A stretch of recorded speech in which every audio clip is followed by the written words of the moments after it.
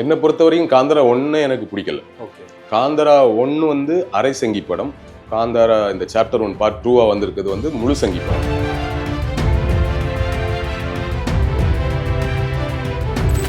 காந்தாரா 1ல நம்ம பார்த்த அந்த அந்த சாமிகளுக்கும் இந்த படத்துல காட்டக்கூடிய சாமிகளுக்கு என்னங்க கனெக்ட்? ஏதாவது சம்பந்தம் இருக்குதா? அது நம்ம வாழக்கூடிய மலைவாழ் மக்கள் தெய்வமா கும்பிடக்கூடிய ஒரு நாட்டார் தெய்வம். அவங்களுக்கு அது நம்பிக்கை, அவங்களுக்கு ஹோப் அது. அப்படிங்கறதால அதுல ஒரு அந்த படம் சக்சஸ் ஆன காரணமே அவங்களோட ஹோப் அது. இதுல என்னன்னா முழுக்க அதான் சொன்னேன், அது ஒரு அரை சங்கி படம், இது வந்து ஒரு முழு சங்கி படம்.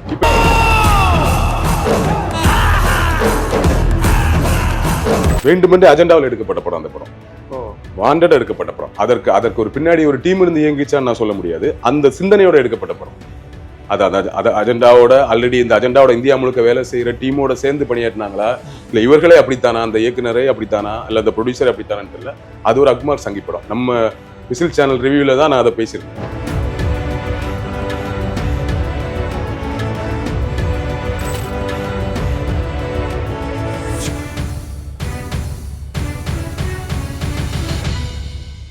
பிரதர் வணக்கம். வணக்கம். எப்படி இருக்கீங்க? நல்லா இருக்கேன். காந்தாரா சாப்டர் 1 இந்த படம் ரிலீஸ் ஆகி மக்கள் மத்தியில ஒரு மிகப்பெரிய வரவேற்பை பெற்றிருக்குன்னு சொல்லலாம்.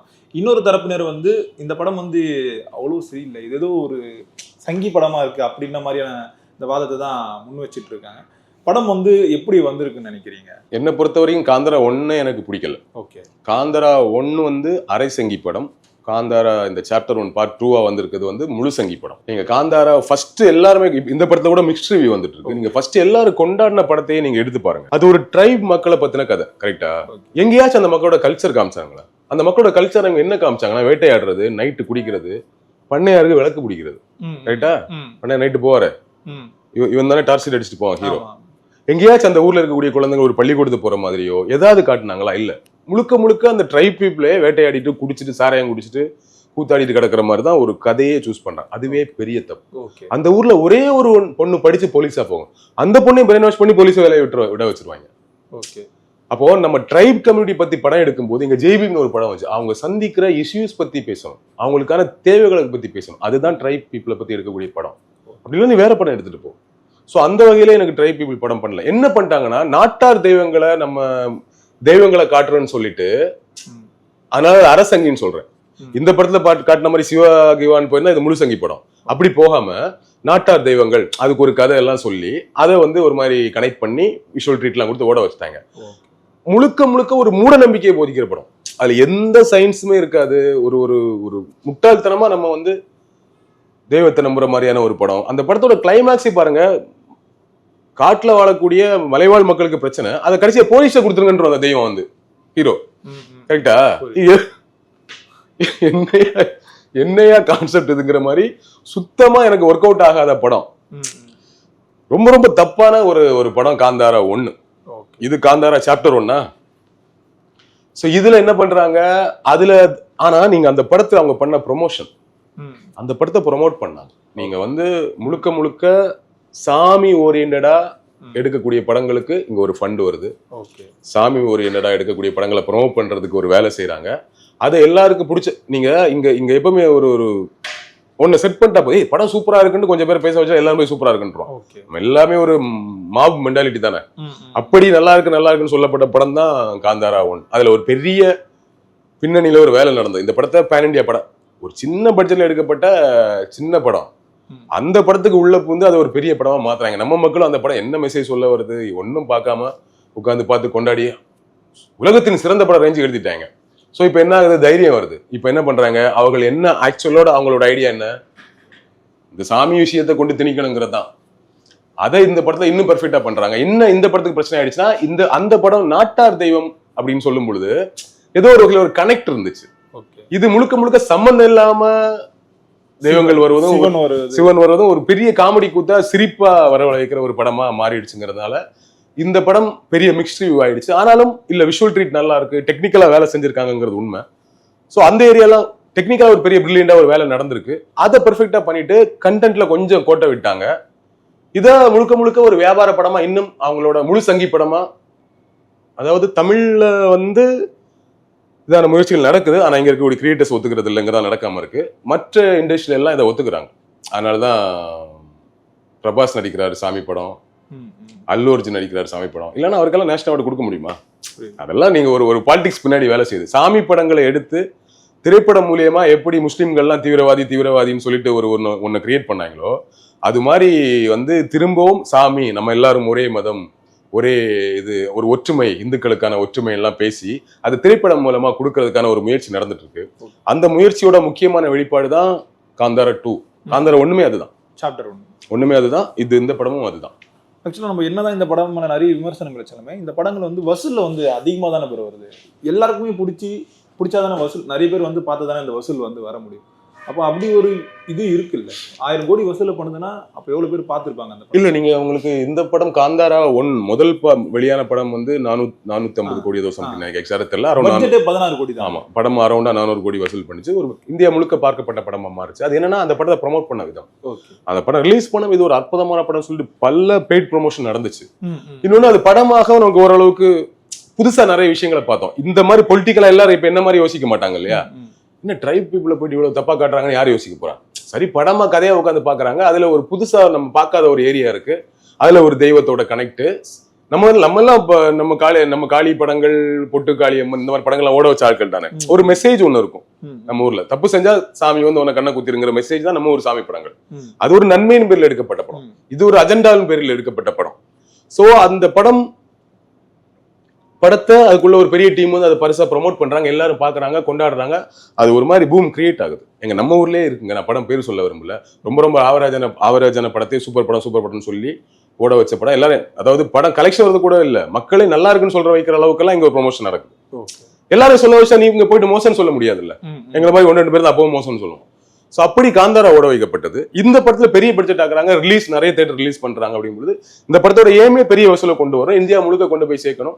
அப்ப இந்தியா முழுக்க கொண்டு போய் சேர்க்கணும் அப்படின்னு சொல்லும்போது இதுல சாமி டைரக்டாவே கொண்டு வந்துரு, சிவனை கொண்டு வந்துரு, அந்த கடவுளை கொண்டு வந்துரு, இந்த கடவுளை கொண்டு வந்துருன்னு சொல்லிட்டு. எங்க காந்தாரா 1ல நம்ம பார்த்த அந்த சாமிகளுக்கும் இந்த படத்துல கடவுளை சாமிகளுக்கு என்னங்க கனெக்ட்?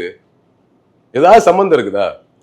அது நம்ம வாழக்கூடிய மலைவாழ் மக்கள் தெய்வமா கும்பிடக்கூடிய ஒரு நாட்டார் தெய்வம், ஒரு மலைவாழ் மக்களின் தெய்வம். அது அவங்களுக்கு அது நம்பிக்கை, அவங்களுக்கு ஹோப். அது அப்படிங்கறதால அதுல அந்த படம் சக்சஸ் ஆன காரணமே அவங்களோட ஹோப். அது சரி, அந்த தெய்வம் வந்து அவங்களுக்காக ஒரு உதவி பண்ணுங்கிற மாதிரியான ஒரு கான்செப்ட்.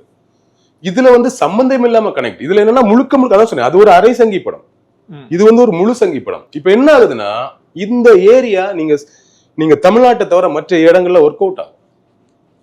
இன்னைக்கு நான் உட்காந்து இப்படி பேசுறேன், இது ஒரு சங்கி படம், இது ஒரு அஜெண்டாவோட வேலை செய்யறது நல்லாவே தெரியுதுங்கிற ஆங்கிள் அங்க இருக்கவங்க யோசிக்க மாட்டேன். அவனுக்கு ஒரு சாமி படம், அவனுக்கு ஒரு பரவசம்.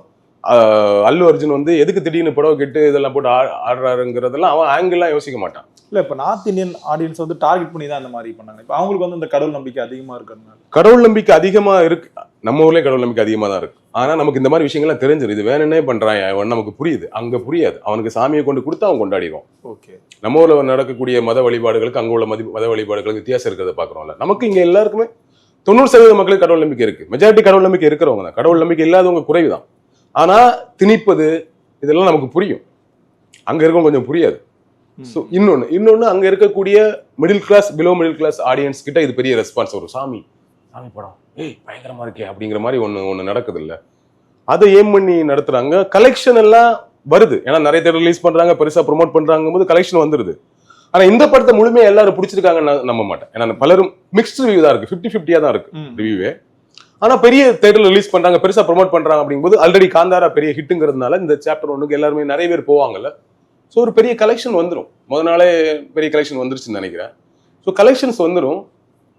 ஆனா அதுக்கு பின்னாடி இப்படி ஒரு விஷயம் இருக்கு அப்படிங்கிறத புரிஞ்சுக்கணுங்கிறதா. நல்ல வேளையா எனக்கு காந்தாரா 1 ஃபர்ஸ்ட் வந்ததை விட இந்த படத்துல மிக்ஸ்ட் ரிவ்யூ வர்றதுங்கிறது எனக்கு சந்தோஷமா இருக்கு. ஏன்னா ஒரு அஜெண்டாவில் எடுக்கப்படக்கூடிய படங்களுக்கு நம்மளை அறியாமலே நமக்கு அதை பிடிச்சிருக்குன்னு சொல்ல ஆரம்பிச்சோம்னா பிரச்சனை இருக்கு. அனிமல் ஒரு படம் எடுத்தாங்கல்ல, அந்த படம் தான் நம்ம வந்து அனிமல் அவரோட கேரக்டர் மேல் இது ஆல்பா மேல்னு பேசிட்டு இருந்தோம். அந்த படம் கதை அதுவே இல்லை, அந்த படத்தோட கதையே வேற. அது ஒரு பயங்கரமான RSS சித்தாந்தம், அதை காப்பாற்றக்கூடக்கூடிய ஒரு ஐடியாலஜி தான் சைலண்டா வச்சிருக்காங்க. RSS என்கிற அந்த சித்தாந்தத்தை தான் அந்த கம்பெனி பேராவே வச்சு, ஸ்வஸ்திக் அப்படின்னு கம்பெனி பேராவே வச்சிருப்பாங்க. அதை காப்பாற்றுகிற வேலை தான் அதுல எல்லாரையும் சேர்த்துட்டு அதை காப்பாற்றுகிற, அதற்காக போராடுகிறது தான் கதையே. நீங்க அந்த படத்தை இன்னொரு வாட்டி அந்த படம் சொல்ல வந்த கருத்து அதுதான். அதுல இந்த கேரக்டரை ஒரு டாமினண்டா காமிச்சு நம்ம கவனம் எல்லாம் இந்த கேரக்டர் மேல திரும்பிடுச்சு. ஆனா அந்த படம் வேற ஒரு நோக்கத்தோட எடுக்கப்பட்ட படம். இந்த நோக்கத்தோட பல படங்கள் எடுக்கப்படுகிறது. ராமரா நடிக்கிறாங்க, கிருஷ்ணரா நடிக்கிறாங்க, அன்மார் படங்கள் எல்லா படங்களும் நிறைய வர்றதை இப்ப பாக்குறோம்ல, அதுலயும் பெரிய பெரிய ஹீரோ நடிக்கிறாங்க.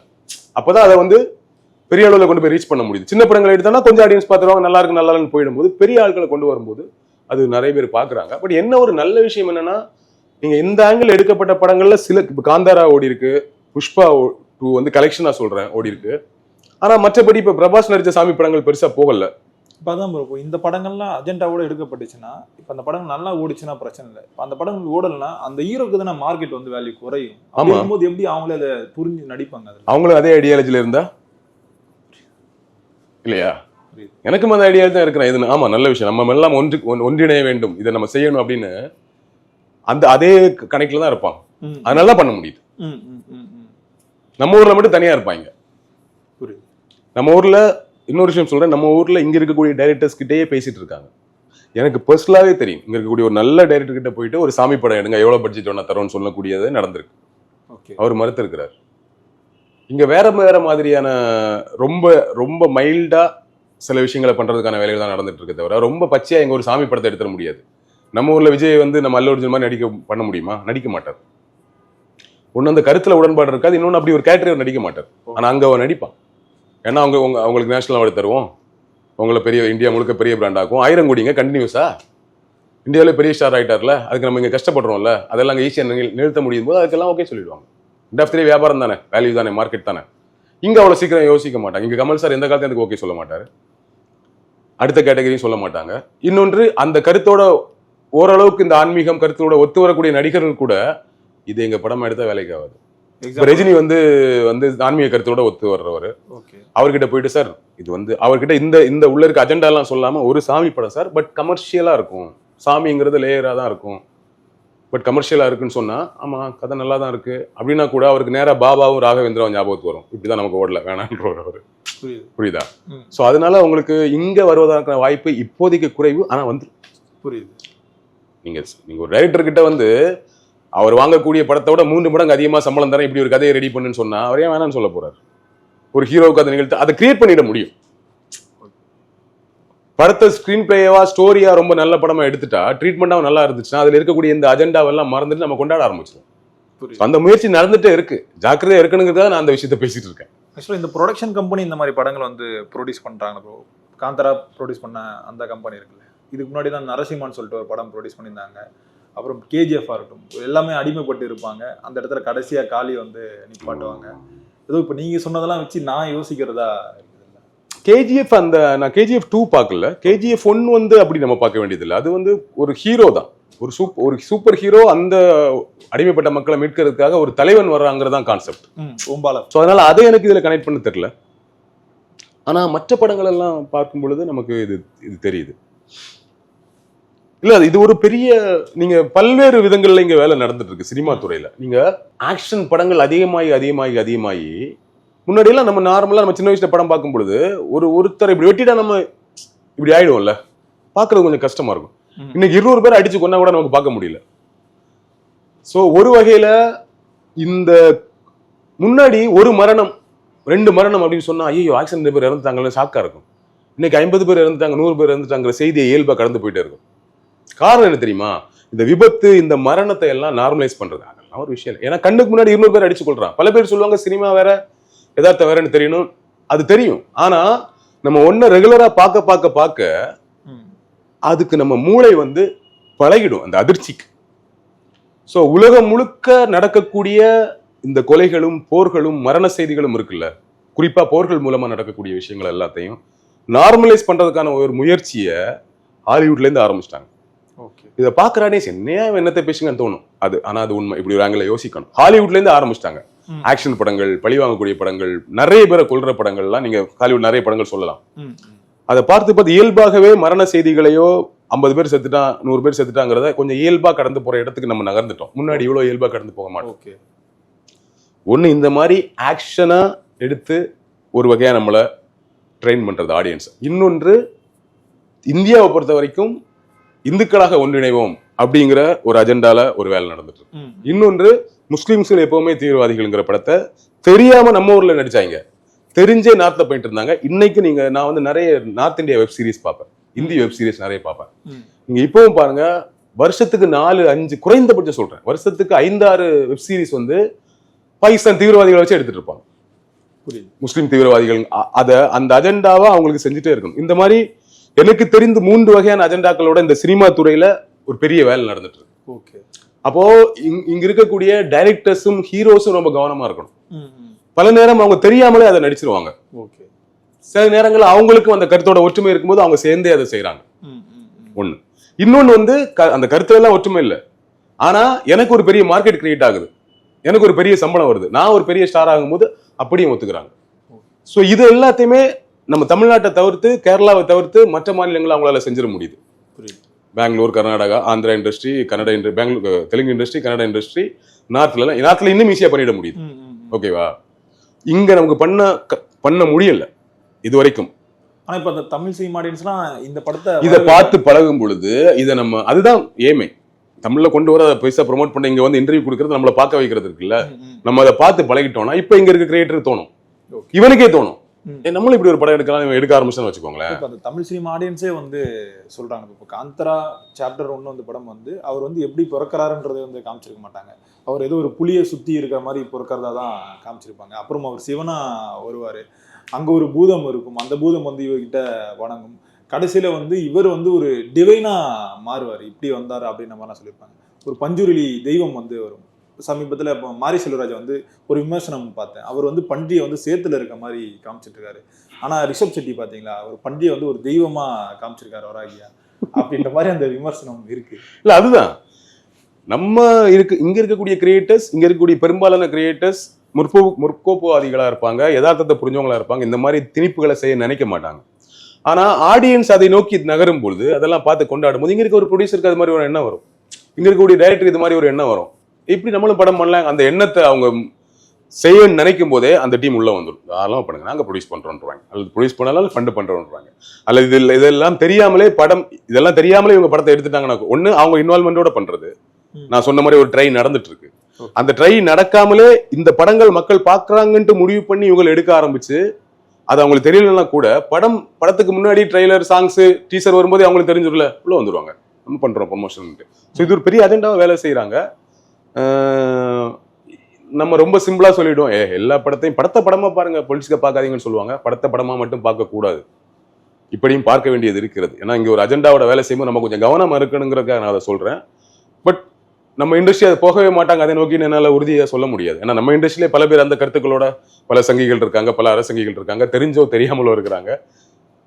அதற்கான நம்ம ஆடியன்ஸ் அப்படி டியூன் ஆகல அப்படிங்கிறதுக்காக பண்ணாம இருக்கிறாங்க. ஆடியன்ஸ் டியூன் ஆயிட்டு இருக்காங்க, நம்ம ஆடியன்ஸ் ஒரு தெளிவு உண்டு. இப்ப இதே படத்தை தமிழ்ல ஒரு ஆள் நடிச்சா நோன்னு சொல்லிடுவோம். KGF படத்தை இங்க இருக்க ஹீரோ ஒரு 3500 பேர் அடிச்சா நம்ம ஆள் ஓட வைப்பண்றீங்க, என்ன எத்தனை பேர் அடிப்பீங்கன்றாங்க. சோ ஏதோ புஷ்பா 2 நம்ம ஒரு ஹீரோ நடிச்சா ஓட வைப்பாங்கன்றீங்க, இல்ல. சோ அந்த ஒரு சிக்கல் இருக்கு. பட் பழகிட்டு இருக்காங்க, இவங்களுக்கு ஓட வச்சலாம், இவங்களுக்கு பிடிச்ச மாதிரி நம்ம கருத்தையே நம்ம சங்கீதனத்தையே இவங்களுக்கு பிடிச்ச மாதிரி பாலிஷ் பண்ணி கொடுத்துட்டோம்னா பாத்துருவாங்கன்ட்டு வந்து ஒரு எண்ணம் இருக்கும். ஸோ அதை நோக்கி ஆடியன்ஸ் நகரும் போது அந்த மாதிரி படங்களும் இங்க நேரடி படங்களா வர்றதுக்கு சான்ஸ் இருக்கு. வடக்குப்பட்டி ராமசாமி ஒரு சந்தான படம் இருக்குல்ல, அது அக்மார் சங்கி படம், வேண்டுமென்றே அஜெண்டாவில் எடுக்கப்பட்ட படம். அந்த படம் வாண்டடா எடுக்கப்பட்ட படம். அதற்கு ஒரு பின்னாடி ஒரு டீம் இருந்து இயங்கிச்சான்னு நான் சொல்ல முடியாது, அந்த சிந்தனையோட எடுக்கப்பட்ட படம். அஜெண்டாவோட ஆல்ரெடி இந்த அஜெண்டாவோட இந்தியா முழுக்க வேலை செய்யற டீமோட சேர்ந்து பணியாற்றினாங்களா, இல்ல இவர்களே அப்படித்தானா, அந்த இயக்குனரே அப்படித்தானா, இல்ல அந்த ப்ரொடியூசர் அப்படித்தானு தெரியல. அது ஒரு அக்மார் சங்கி படம். நம்ம விசில் சேனல் ரிவ்யூல தான் நான் அதை பேசியிருந்தேன். ஸோ அந்த ரிவ்யூ திருப்பி பார்த்தீங்கன்னா தெரியும். ஸோ இப்படி எல்லாம் அங்கங்கே வருது, என்ன பெரிதாக கவனிக்கப்படாதனால நம்ம அதை கண்டுக்காம போயிட்டு இருக்கோம். கடைசியாக ஒரு கேள்வி கேட்டு முடிச்சுக்கிறோம். இப்போ காந்தரா 1 வந்து அரை சங்கி படம்னு சொல்லி சொன்னீங்க, காந்தரா சாப்டர் 1 வந்து முழு சங்கி படம்னு சொல்றாங்க. இப்போ காந்தரா சாப்டர் 2 வேற ரிலீஸ் ஆகுதுன்னு சொல்றாங்க. அது சங்கி படமா இருக்கும். இப்ப இந்த படமே நமக்கு வந்து நிறைய பேர் எழுதுறாங்க, என்ன இது உள்ள வந்து சாமி வரும்போது சிரிச்சோம் தியேட்டர்ல எல்லாம் எழுதுறாங்க, செம காமெடியா இருக்கு. அதுல நமக்கு ஒரு கனெக்ட் இருந்தது. என்னன்னா அதுல நான் சொன்ன மாதிரி ஒரு கனெக்ட் இருந்ததுனால நம்ம ஒரு பரவசம் இருந்தது. இதுல விழுந்து சிரிக்கிறாங்க, வீட்டுல வரும்போதெல்லாம் சிரிச்சுட்டு வந்தெல்லாம் எழுதுறாங்க. சோ இதே இப்ப அடுத்த படத்துல இந்த பிரச்சனையை கொஞ்சம் தவிர்த்துட்டாங்கன்னா தப்பிச்சிருவாங்க. இது இன்னும் சங்கி படமா மாத்தினாங்கன்னா இங்க ஓடாது, யாரா அவனுக்குவாங்க. சிரிக்கிறது ஒரு பக்கம் தான், நிறைய பேர் தியேட்டர்லயே வந்து சாமி எல்லாம் ஆடுறாங்க, எல்லாம் இறக்கி ஆட வச்சிருவாங்க. நம்ம ஊர்ல கரகாட்டக்காரன் படம் ரிலீஸுக்கு மாரியம்மா பாட்டுக்கெல்லாம் சாமி ஆடுங்கன்னு சொல்லுவாங்க. அது அந்த ஒரு பரவசத்துல ஆடி இருப்பாங்க. ஓகேவா? ஸோ இதெல்லாம் வாண்டடாவே ஆளாயிரக்கி ஆட விடுவாங்க. அதெல்லாம் ஒன்றும் பெரிய விஷயம். ஏதாவது ஒரு வகையில சாமி தேட்டர்ல ஏதாவது ஒரு வகையில் இந்த படத்தை அவங்க அஜெண்டா அதுதான். புரியுது. இன்னைக்கு யாருக்கு தேட்டர்ல போய் சாமி ஆடுறா, அப்படி வந்துருமா சாமி? அதுவே ஒரு ஒரு ஒரு உண்மையான சம்பவம் கிடையாது. ஃபைன். பட் எனிவேஸ் ஒன்று இருந்துச்சு. இப்ப எல்லாம் தேட்டர்ல போற ஆடியன்ஸ் போய் ஆடுவானா சாமி போது நம்ம இதெல்லாம் இந்த ஆங்கிள் எல்லாம் யோசிச்சு பார்க்கணும். அது சங்கி படமா முயற்சி பண்ணுவாங்க. ஆனா அது சொங்கி படமா மாறிடும், எஸ்பெஷலி இன் தமிழ்நாடு. புரியுது. பொறுத்திருந்து பார்ப்போம் ப்ரோ என்ன நடக்குது. ரொம்ப நன்றிகள் ப்ரோ. நன்றி. நன்றி.